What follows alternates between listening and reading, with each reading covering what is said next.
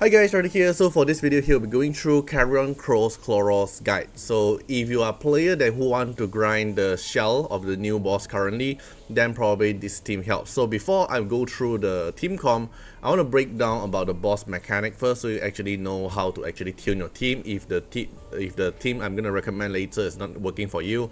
And then also the team comp I'm gonna recommend later is by Anos, and then the win rate is around 80%.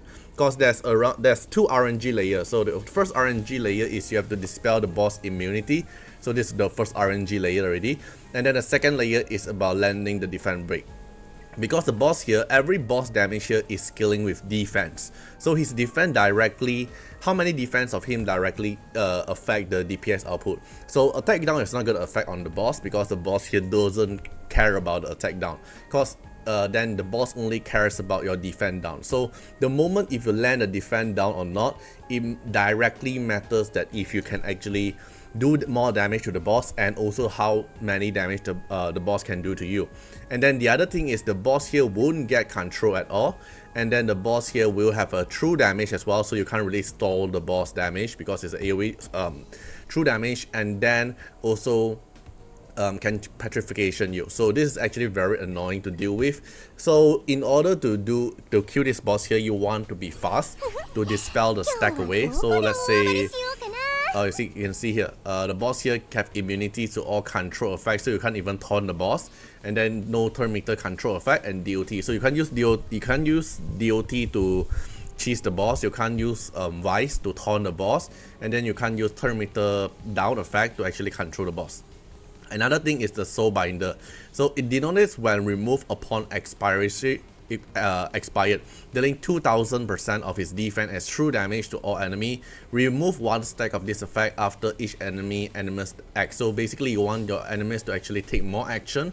Then when you reach enough action point, then you can actually remove the boss buff, so the boss can't do AoE defense. Okay, so this is how the run looks like. So we're gonna have Lily, we're gonna have Heinrich, we're gonna have Lilium, and then also Khloros here. So you do notice that there's 3 LD unit here, because like this is actually the last boss now, and it's actually very very hard, and also very tanky.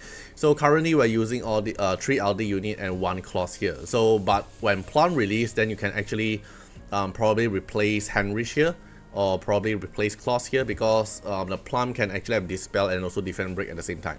So we can take a look here. I will show you the stats and also the build later on, but we're going to take a look how the run goes first.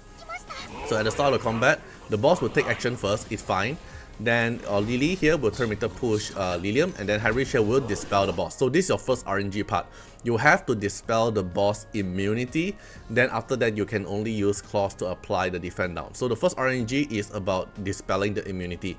So after this RNG layer, then will be Khloros applying the defense down. So this one here plays an important role. Like defense down directly affects the boss DPS output because the boss scales with defense. And then the speed down also matters a lot as well, and also the hacking progress will help you do extra DPS. Then after Khloros apply the debuff, then your Lilium here will do massive amount of damage. S3, nuke the boss. Alright, when you do after damage, then they will turn meter control your team. They will turn this mob here will AoE turn meter down, but Lilium here won't get affected by turn meter down, so it's fine. And then you just keep taking action. But because you after that, the boss will do AoE damage and also petrify your team. So you do notice that your Lily and also Heinrich here will actually get stoned. So this is where the Alicorn Lily actually comes into play. Because Alicorn here can help you dispel away the debuff when Lily takes her action. So can actually petrify away the petrification. So Lily can take action and CD reset Lilium. So you don't have to afraid of the control RNG here. Khloros can continue to apply debuff, then Lilium here apply S3, do another damage to the boss, then now they will just like do some random damage, then you'll just get rid of the stack from the boss and do damage. Okay, so the only RNG factor that how you actually win this is about can your Heinrich dispel the boss immunity, and also can your Khloros apply the defense down. If one of the thing actually fails, then the whole run will lose, because you can see all your unit here actually going to die, but Lilium here managed to survive because Lilium here is built with Count, and Count can actually heal back herself, and also Lilium S1 can heal back herself as well. So this is the RNG part. It's 80% win rate so far, but probably it's actually one of the best team currently we're going on, because if you use Viper to dispel immunity, the attack down won't affect the boss, so you can't really reduce the boss damage due by Viper. So if you want a more consistent team, you probably have to wait for tomorrow for the Plum LD unit that can actually help you clear this boss easier, or else probably this is actually the most consistent team at the moment. Then let me show you the stats. Okay, so this is the stats of Lily. So just focus on speed, basically focus on speed, and then you want to build with Alicorn and then with Swift Smite. So focus on speed, and then he also built with Strife here as well, but I don't think Strife really matters too much, but it does help for your Lily to actually survive. So basically focus on speed will do, and then try to have some tankiness to actually make Lily survive. Then if you get controlled by the Petrified, which is fine because you have Alicorn here to actually help you cleanse it.